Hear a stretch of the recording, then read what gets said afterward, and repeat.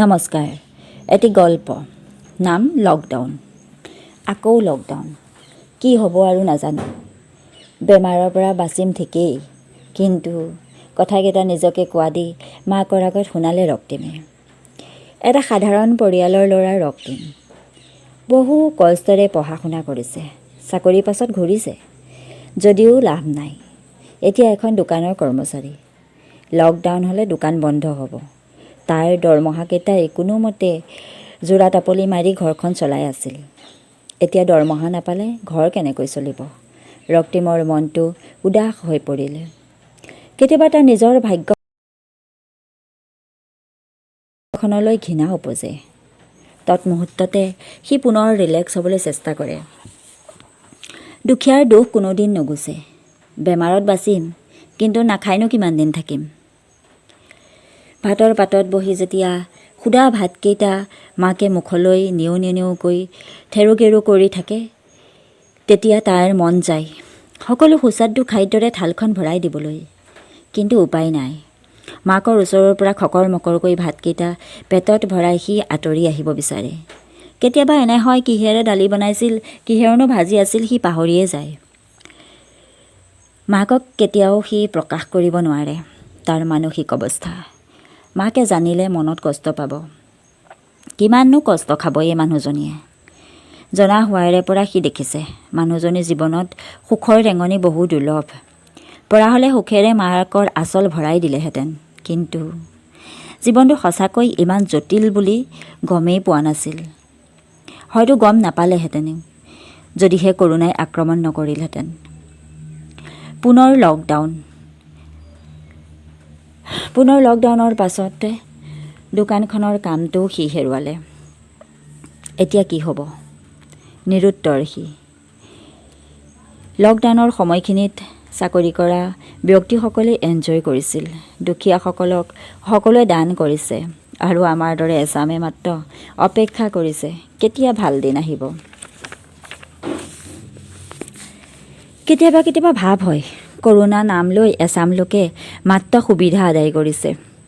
কেতিয়াবা এনে লাগে কৰোণা মহামাৰীয়ে সঁচাকৈ যেন গোটেইখন সংসাৰ কৰি যাব। কেতিয়াবা এনে লাগে গোটেই যেন চৰকাৰী ব্যৱস্থাটোকে সি ওলট পালট কৰি দিব। গাদীত বহি থকা নেতা পালি নেতাসকলে কি বুজিব দুখীয়াৰ পেটৰ ভোকৰ তাৰণা। বিনামূলীয়া চাউল দিছে ঠিকেই, নিমখ আৰু পানী ঢালি খাই জীয়াই থাকিলেই হ'ল। চৰকাৰৰ বাবে আমাৰ দৰে মানুহবোৰ কেৱল মাত্ৰ একোটা ভোটাৰ। ডিঙিত মূৰটো লগাই জীয়াই থাকিলেই হ'ল। তেওঁলোকৰ ভোট পাব আৰু কাম সিমানতে শেষ। লকডাউনৰ ফলত আগত কৰি থকা কামটো হেৰুৱালে ৰক্তিমে। পুনৰ কাম বিচাৰি হাহাকাৰ। কিন্তু আজি কেইবামাহো সি ঘৰতে বহি আছে। মূৰত চিন্তাৰ এটা গধুৰ বোজা। ঘৰখনৰ সমস্ত দায়িত্ব তাৰ ওপৰত। কি কৰিব, কেনেকৈ চলিব, কথাবোৰে তাক খিংখিঙীয়া কৰি তুলিছে। অৱশ্যে তাৰ খংটো অলপ আগৰে পৰাই বেছি। তথাপিও যেন বৰ্তমান পৰিস্থিতিয়ে তাক আচল মানুহটোৰ পৰা যেন সলনি কৰি পেলাইছে। কেতিয়াবা আহিব ভাল দিন, বৰ আশাৰে বাট চাই থকা মাকজনীলৈ তাৰ দুখ লাগে। সঁচাকৈ এই মানুহজনী বৰ দুৰ্ভগীয়া। সুখ বোলা বস্তুটো যেন তেওঁ পৰিসীমাৰ পৰা বহু দূৰত। ভিতৰি তাৰ অন্তৰখনে কান্দি উঠে, কিন্তু কাকো তাৰ দুখ কেতিয়াও প্ৰকাশ কৰিব নাজানে সি। কেতিয়াবা ৰক্তিমে ভাবে মদ খোৱা হ'লেই ভাল আছিল, দুখবোৰ পাহৰি থাকিব পাৰিলেহেঁতেন। উপায় নাই। বুকুৰ কোনোবা কোণত দুখবোৰ সামৰি থৈ মুখত এটা সেমেকা হাঁহি লৈ ঘূৰি ফুৰে সি। কেতিয়াও কোনো মানুহক সি জানিব নিদিয়ে তাৰ অন্তৰৰ আচল ৰহস্য। অন্তৰখনে তাৰ বিচাৰে কি? কোনেও হয়তো নুবুজাজনে বুজিবলৈ চেষ্টাও নকৰিলে তাক বুজি নাপায় সি আচলতে কি মন যায়। আনবিলাক লগৰ ল'ৰাৰ দৰে ফুৰিবলৈ, ধাবাত খাবলৈ, ভিন্ন ভিন্ন নতুন কাপোৰ কিনিবলৈ। কিন্তু এটা দীঘল উশাহ ৰক্তিমৰ মুখৰ পৰা ওলাই আহে। তথাপিও এটা আশা, এদিন ভাল দিন আহিব। এই দিনটোৰ বাবে সি অধীৰ আগ্ৰহেৰে বাট চাই আছে।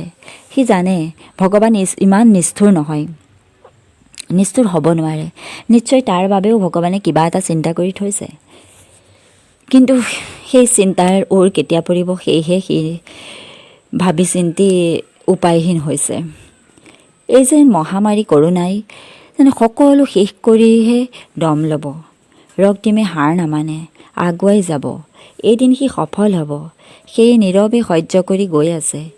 ৰক্তিমে এটা সময়ত ই সকলো সূতে মূলে উচুল কৰি ল'ব। তাকে ভাবি সি কেতিয়াবা মনটো সান্তনা লয়। কিন্তু দিন বাগৰি যোৱাৰ লগে লগে চিন্তাবোৰো বাঢ়ি আহে। কেতিয়া সেই দিন আহিব, কেতিয়া সিহঁতি নিশ্চিন্ত মনেৰে এসাঁজ খাব পাৰিব, মাকৰ মুখত এটা হাঁহি বিৰিঙাব পাৰিব।